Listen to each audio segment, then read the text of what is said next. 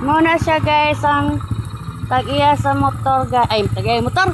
Tag-iya sa yabe guys, taga-landing. Ay, ipakibil di ay. So, Hulog hapon. kapon man god. Kusog kis ikaw to nag-drive ba? Siya. Ay siya.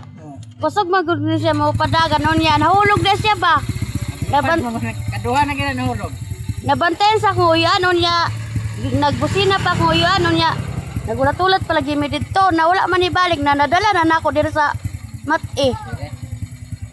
May gani kay kipos. Oh. Rin man siya. Ingon lagi ng bata nga. Ma, murag na kaila ko da na nga yabi ma. Ingo ka kinsa day ka.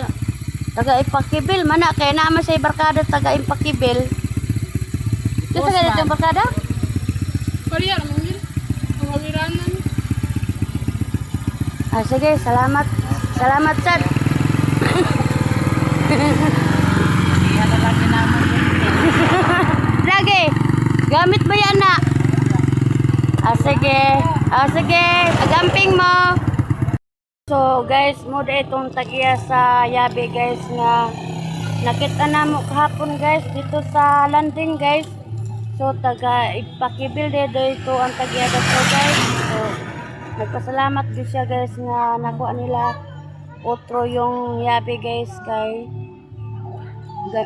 ulay yabe daw kung dito lang motor, dili nila magamit, Sila guys. kita itong naglata dito ganina. So, may ganay kay butan ko.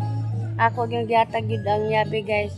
Kung saan man ako tong yabe, guys, kung dili na ako yata, guys. Iya mang mangulo to kay. So, Tapos kami daghang kayo salamat sa inyong pagtanaw.